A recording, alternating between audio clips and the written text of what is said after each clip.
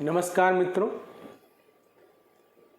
बहुत से लोगों के कहने पर आज हम महत्वपूर्ण कुंडली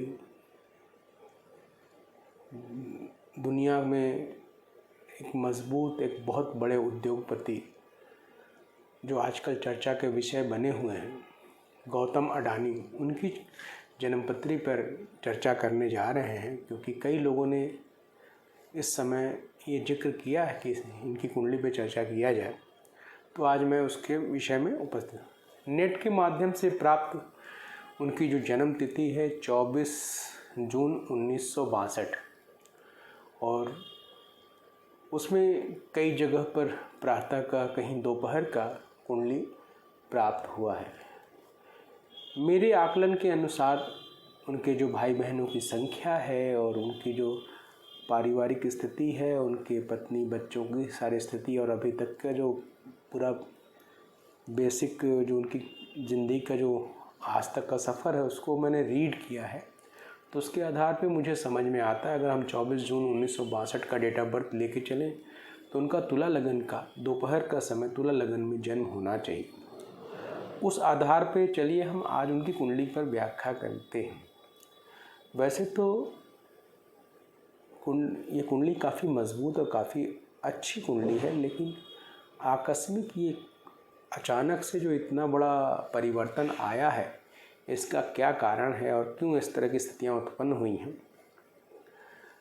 जो तकनीकी चीज़ें हैं, जो हिंडनबर्ग ने जो रिपोर्ट दी है, वो हमारा विषय नहीं है, इसलिए उस पर हम चर्चा करेंगे नहीं। हम ज्योतिषीय आधार पर नहीं, हम राजनीतिक आधार पर कुछ बोलने जाएंगे। हम ज्योतिषीय आधार पर क्या रीज़न बना जो इतना बड़ा परिवर्तन है।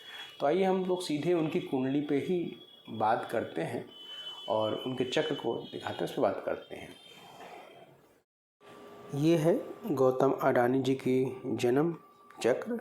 तुला लगन का जन्म है और लग्न भी जो है वो 1 डिग्री के आसपास का है और पंचम भाव में बृहस्पति विराजमान है और शनि नामक जो ग्रह है वो केंद्र में पाया जा रहा है। 2 महत्वपूर्ण बात मैं बता दूं आपका। पंचम भाव में बृहस्पति इंसान को पूर्व अनुमान लगाना, दूरदृष्टि की क्षमता देता है, बहुत अच्छा बौद्धिक क्षमता देता है और बहुत ही बैलेंस दिमाग देता है। हालांकि पंचम भाव का जब बृहस्पति पंचम भाव में बैठता है तो विद्या का मैंने पढ़ाई लिखाई को ब्रेक कराता, पढ़ाई लिखाई डिस्टर्ब करता है। लेकिन दूसरी तरफ दुनियादारी, दूरदृष्टि की समझा, बहुत सारी अपने क्षेत्र के अलावा बहुत सारी चीज़ों की ज्ञान, ये गुण देता है। दूसरा, अगर हम बात करें शनि नामक ग्रह, जब शनि केंद्र में पाया जाए और एक चर राशि में पाए तो ऐसा आदमी बेचैन होता है, व्यग्र होता है, उसे बहुत जुनून होता है कुछ करने के लिए। उसके अंदर एक मल्टीपल थॉट्स होते हैं कि कुछ अद्भुत किया जाए और मल्टीपल योजनाओं के साथ, क्योंकि वो 1 मिनट भी खाली नहीं बैठ सकता है। तो केंद्र का शनि स्वगृही होकर के उसका जो सोच है वो 1 मिनट भी खाली ना बैठना, वो इनको यहाँ तक आगे बढ़ाने का एक सूचक है। दूसरा चीज़ है, केंद्र में दूसरा कारक ग्रह है इनका शुक्र, लग्नाधिपति शुक्र, जो अच्छा स्वास्थ्य देता है, अच्छा बॉडी एनर्जी देता है। शुक्र चंद्रमा की राशि में ऊर्जावान बनाता है, एनर्जेटिक बनाता है और इसका मतलब एक तो दिमाग ऊर्जावान है, एक साथ मल्टीपल चीज़ों को सोचना, जल्दी जल्दी चीज़ों को आगे बढ़ाना, व्यग्र रहना, एक मल्टीपल योजनाओं को एक साथ सक्रिय करना, और ऊपर से साथ में शुक्र का यहाँ आमने सामने होना, एक मजबूत कॉम्बिनेशन कहा जाएगा जो फ्यूचरिस्टिक ऑप्टिमिस्टिक होने का योग बनाता है। ऊपर से यहाँ से मूल त्रिकोण में अगर हम देखें तो भाग्याधिपति बुध का शनि के साथ एक कॉम्बिनेशन बन रहा है। ये एक बहुत अच्छा भाग्य, एक अच्छा रिलेशन है जो भाग्य का बहुत अच्छा संयोग दिखाई दे रहा है, जो भाग्य का काफ़ी अच्छा संयोग। भाग्य स्थान में सूर्य का होना भी एक महत्वपूर्ण, यानी बड़ा मजबूत कुंडली दिखाई दे रही है। लेकिन बात तो सही है कि ये तुला लगन कुंडली है, तुला लगन 2 घंटे तक ऐसे ही चक्र रहेगा तो इसमें पता नहीं कितने लोग पैदा होंगे। इसको और रेक्टिफाई करने के लिए अब हम इनके नवमांसा पे चलते हैं। नवमांस चक्र देखें, चूँकि 1 डिग्री का अगर है तो नवमांस भी तुला का ही होगा। अब यहाँ पर देखिए क्या खास बात बनता है। यहाँ पर देखिए शनि और बुध, भाग्याधिपति बुध और पंचमेश शनि का एक बड़ा महत्वपूर्ण राजयोग है, काफ़ी अच्छा राजयोग है। जो लोग ज्योतिष के जानकार होंगे वो इस बात को समझेंगे कि काफ़ी महत्वपूर्ण राजयोग है। दूसरा महत्वपूर्ण बात क्या है कि द्वितीय स्थान में शुक्र का, लग्नाधिपति शुक्र का एक जलीय राशि में मंगल के साथ होना एक अच्छा धन संचय का योग बना रहा है। और शुक्र और बृहस्पति दो आचार्यों का आपस में मूल त्रिकोण होना, ये काफ़ी मजबूत कुंडली के संकेत दिखाई दे रहे हैं, काफ़ी मजबूत कुंडली के। दूसरी बात ये है कि इस कुंडली में जो केंद्र में चंद्रमा यानी दशमेश चंद्रमा जो है, ये अपने कार्य क्षमता, अपने पराक्रम को, स्वगृही होना, पराक्रम को काफ़ी ज़्यादा सकारात्मक रूप देना, कल्पनाओं को सकारात्मक रूप देना, ये चंद्रमा का योग बनाता है। तो ये कुंडली स्पष्ट दर्शाती है कि गौतम अडानी आज जो दुनिया की इस पोजीशन पे हैं, वो यह कुंडली साक्षात रूप से इस बात को प्रमाणित करती है। इस आधार पे मैंने इस लग्न को, इस टाइम को लिया है। अब आगे बढ़ते हैं, आज अचानक ये प्रॉब्लम आई कहाँ से।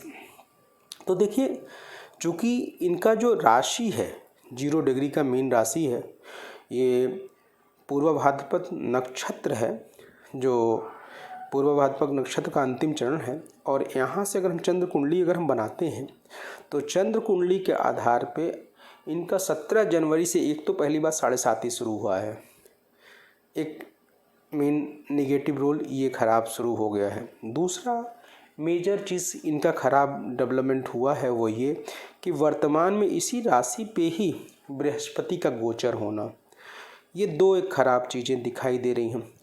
तीसरा, इसको और सोने पर सुहागा कर रहा है मंगल का वर्तमान में इस जगह से यानी चंद्रमा से तीसरे गुजरना। और दूसरी बात यह है कि वो गोचर में ही सूर्य नामक ग्रह भी यहाँ से, यानी अगर हम केंद्र में गोचर में लें तो एक एकादश भाव में सूर्य का, दूसरी तरफ मंगल का गुजरना, ये चीज़ें तय करता है, यहाँ पर इस बात को तय करता है कि वर्तमान समय जो है वो तनाव का कारण बन रहा है। अगर चंद्र कुंडली से देखें तो द्वादश भाव में इस समय शुक्र भी गोचर कर रहा है, शनि और शुक्र दोनों यहाँ पर गोचर कर रहे हैं। इसका मतलब चिंता और तनाव का कारण बनने के योग बन रहे हैं, और क्या, डिफिमिनेशन के योग बन रहे हैं। अगर हम चंद्र कुंडली से लेंगे तो तृतीय शुक्र का द्वादश होना और शनि के साथ यहाँ पर होना, गोचर में इस समय शनि और शुक्र इस राशि में चल रहे हैं, और तृतीय शुक्र का चंद्रमा से 12 में होना इस समय गोचर में यहाँ करना, ये एक डिफिमिनेशन की तरफ ले जा रहे हैं, एक बिला वजह की चीज़ें क्रिएट करने के। 7.5 इनकी जो शुरू हुई है वो 17 जनवरी से, शुरुआती 7.5 में ख़राब जरूर हो सकती है, पर चूँकि शनि इस कुंडली का बहुत कारक ग्रह है तो पूरी 7.5 इनकी ख़राब नहीं जाएगी। 7.5 में बहुत सारे अचीवमेंट भी हैं इनके, लेकिन अभी इनके लिए जो 7.5 का पहला चरण है, यानी अगला 2.5 साल, वो थोड़ा ख़राब कहा जाए। उसमें भी अगला जो 1.5 साल से 2 साल का समय है वो इस कुंडली के लिए ख़राब कहा जाए। दो कारण है, एक तो अभी बृहस्पति यहाँ गोचर कर रहा है, कुछ दिनों बाद बृहस्पति यहाँ पर यानी चंद्रमा से द्वितीय मेष राशि में गुरु चांडाल योग की तरफ से गोचर करेगा, एक तो ये, और अभी 2.5 साल तक शनि यहाँ रहेगा। ये दोनों ही स्थितियाँ इनके लिए अभी ख़राब कही जाएंगी, और ये जो ख़राब स्थिति है वो इनकी कंपनी के लिए डाउन करना, शेयर को गिराना, आर्थिक दिक्कतें देना, डिफेमिनेशन देना और कुछ न कुछ ऑफेंस लगना, इस तरह की समस्याएं डेवलप कर रही हैं। लेकिन जैसे ही आज से 2 साल बाद, अभी ये 60 वर्ष की अवस्था पार कर चुके हैं, और 2 साल बाद जब ये 62 वर्ष के हो जाएंगे फिर से इनकी स्थितियाँ अच्छी होनी शुरू हो जाएंगी, और 63 वर्ष की अवस्था के बाद फिर बहुत सारी ऊंचाइयों को पाना शुरू कर देंगे। और ऐसे लोग 66-67 वर्ष में तो फिर तहलका मचाते ही हैं कि ये कुंडली में अभी भी बहुत ताकत है। लेकिन अभी current position no doubt down कहा जाएगा, अभी करंट पोजीशन के लिए ख़राब कहा जाएगा, अभी दिक्कतें रहेंगी। दिक्कतों में भी अगर हम जो महत्वपूर्ण बात करें तो वर्तमान समय में देखा जाए तो अभी मंगल जब तक वृषभ राशि में है तब तक ज़्यादा ये कठिनाइयाँ बनी रहेंगी। और सबसे बड़ी बात ये है कि वर्तमान समय में इनका जो दशा चल रहा है वो शुक्र की दशा चल रही है इस कुंडली में, और इसलिए इनको एक चीज़ है कि इनको सत्ता का, सरकार का कोई ना कोई सहयोग, कोई ना कोई सपोर्ट मिलेगा, जिसकी वजह से ये सेफ साइड बने रहेंगे। मतलब प्रॉब्लम तो खड़ी हो गई है, लेकिन फिर भी इनको सपोर्ट या सहयोग मिलेगा, जिसकी वजह से ये बच जाएं या बचे रहें, बहुत ज़्यादा हानि ना होने पावे, इसकी संभावना बन रही है। और दूसरी चीज़ मैं यहाँ कहना चाहूँगा कि ये सारी समस्याएं जो मुझे अभी दिखाई दे रही हैं, इस आधार पर मैं इतना कह सकता हूँ कि ये मामला जो है वो 1.5 से 2 साल तक ऐसी ही स्थिति बनी रहेगी। यानी अगर हम 24 जून 2023 के बाद 61 वर्ष की बात करें, तो 61 वर्ष के जब ये हो जाएंगे और 61 वर्ष के बाद इनका जो अगला वर्ष कुंडली लगने वाली है वो वृषभ लगन की वर्ष कुंडली लगने वाली है, और उसमें 12वें राहु और बृहस्पति गुरु चंडाल योग का 12वें होना और चतुर्थ भाव में चंद्रमा होगा। ये एक स्ट्रेस वृद्धि करता है, तो यानी ये तनाव कैरी करेगा। जो अभी डिफीट मिला है, प्रॉब्लम डाउन हुआ है, ये अभी कैरी करता हुआ दिखाई दे रहा है। और अभी इनको कम से कम अगला जो 62वां वर्ष है वो निसंदेह इनको समस्याएं में रखेगा। कि 24 जनवरी 2023 से लेकर के और 7 अप्रैल तक का समय इस साल ज़्यादा ही ख़राब है, जिसमें ये सारी चीज़ें घटना घटित हो गई हैं। और उसमें भी जो पिछला हफ्ता और सब समय है वो ख़राब ही कहा जाएगा। हो सकता है कल दोपहर से लेकर के, मतलब कल 8 तारीख है, कल दोपहर 8 तारीख दोपहर से लेकर के और 9 तारीख के दोपहर के बीच में कुछ पॉजिटिव बातें या कुछ चीज़ों को आए न्यूज़ उनके बारे में कि नहीं ऐसे नहीं से होगा, लेकिन ये चीज़ों को कंट्रोल करने की बातें हो सकती हैं। अभी ये सारा मामला 12 तारीख के दोपहर तक ज़्यादा परेशान करेगी, ख़राब है। 12 तारीख दोपहर के बाद से ऑनवर्ड्स आप कह सकते हैं, 12 तारीख से ऑनवर्ड से 20 तारीख के भी, 18-20 तारीख के भी कुछ चीज़ें संभलती हुई दिखाई दे रही हैं। लेकिन जो ये समस्या पैदा हुई है 23 जनवरी 2023 से, वो 7 अप्रैल तक ख़राब है। उसमें 12-13 तारीख से कुछ कंट्रोल करने की स्थिति नज़र आने लगेगी, जिसमें हो सकता है सरकार और चीज़ों का सपोर्ट मिलने लगे। लेकिन घूम फिर करके जो डैमेज हुआ है इसका इफ़ेक्ट अगले 2-2.5 साल तक रहेगा, कम से कम 65 वर्ष की अवस्था तक रहेगा।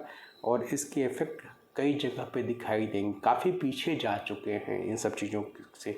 तो ये है, अब ये सब चीज़ों को पाने के लिए इन्हें फिर से 62 वर्ष के बाद का एक नया सफ़र तय करना पड़ेगा, जो 66-67 वर्ष की अवस्था तक फिर से स्पीड पहुंच पाएंगे। तो आशा है हमारी ये गौतम अटानी जी पर ये व्याख्या आप लोगों को पसंद आएगा, और हमसे आप ज़्यादा से ज़्यादा संख्या में जुड़ें, हमारे चैनल को सब्सक्राइब करें। तो निश्चित तौर पे ऐसे विषय पे हम बार बार चर्चा करेंगे जो आपको ज़्यादा ज्योतिष की ज़्यादा अच्छी से अच्छी जानकारी दे पाए। नमस्कार।